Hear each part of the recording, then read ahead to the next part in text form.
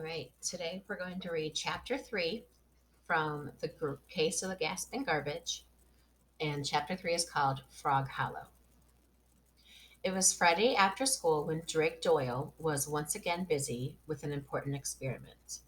Test tubes bubbled and beakers boiled. Just as I thought, he murmured. My hypothesis is confirmed.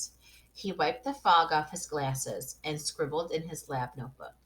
Just then, there was a knock at the door. Come in, said Drake. Mrs. Doyle popped her head around the door. You have a visitor, she said, a wet one. And in trotted Dr. Livingston. Mrs. Doyle closed the door. Drake put down his notebook. This must be important, he thought. Very important.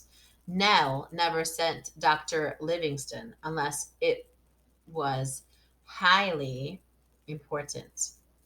Good boy, said Drake. He scratched Dr. Livingston's behind his ears. Then he reached inside the pouch that hung from Dr. Livingston's neck. Drake withdrew a blank sheet of paper. He flicked on a lamp and held the paper over the bulb. Gradually, words appeared. Detective Drake. Meet me at Frog Hollow ASAP. Not a moment to lose. Signed, Naturalist Nell. P.S. Bring umbrella, etc. It's wet. Drake quickly pulled on his raincoat and boots. He grabbed his umbrella on his way out the back door. Bye, Mom. I'll be at Frog Hollow with Nell. Affirmative, said Mrs. Doyle. Be back by supper time. Drake closed the door behind him and pushed up his glasses with his finger. He whipped open his umbrella and said, Follow me, to Dr. Livingston. Drake stepped off the porch into the rain, promptly slipped, and fell with a splat. Dr. Livingston licked Drake's face. Drake struggled to his feet, and off they went, over hill and over dale. Finally, they reached Frog Hollow, and there was Nell in her yellow raincoat with a naturalist's cap. She was examining something with her magnifying glass. What is it, naturalist Nell? Drake asked, bending down beside her. Besides being a superb scientist, Nell Fossey was also a naturalist.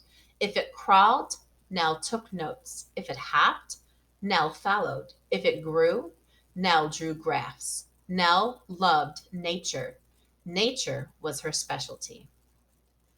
But today, Nell was troubled. Something was wrong, very wrong. Look here, she said. This is a leopard frog. In fact, this whole meadow is full of them. Well, you already knew that. Correct, agreed Drake. That's why it's called Frog Hollow. Every spring, Nell continued, female leopard frogs must find a pond in which to lay their eggs. So what's the problem? Asked Drake. Follow this frog, and you'll find your answer, replied Nell. The frog began to hop. Nell and Drake followed, with Dr. Livingston close behind. The frog hopped over a log. It hopped around a rock. It hopped through the tall grass. It hopped and hopped and hopped. And then something terrible happened. The frog hopped onto a road and zoom, squish. Ew, said Drake. Ugly, said Nell. Woof, said Dr. Livingston. Now what do we do? Asked Drake. Follow me, said Nell. After looking in both directions, Nell led the way across the road and down the other side. And there, sitting all alone, with not a frog in sight, was a pond.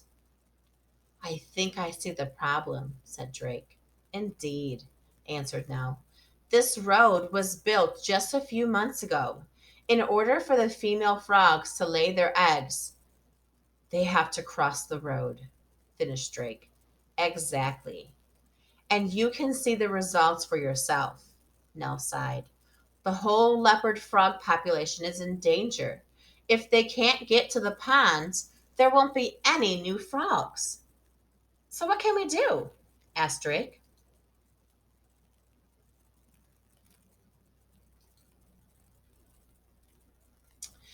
Nell set her mouth in a firm line. Drake could tell she was serious, dead serious. Come to my house, she said.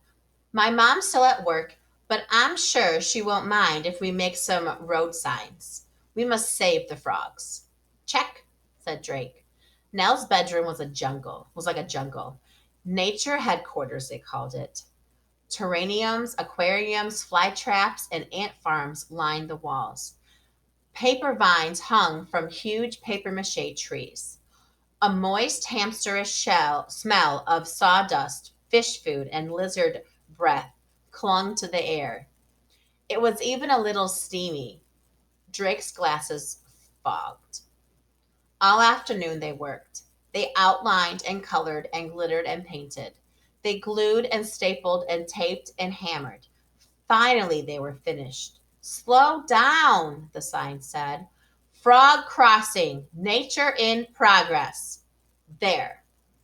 Nell nodded with satisfaction. That should do it.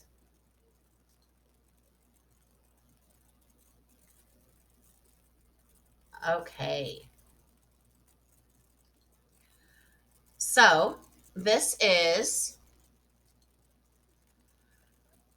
the end of chapter 3, and I hope you enjoy it.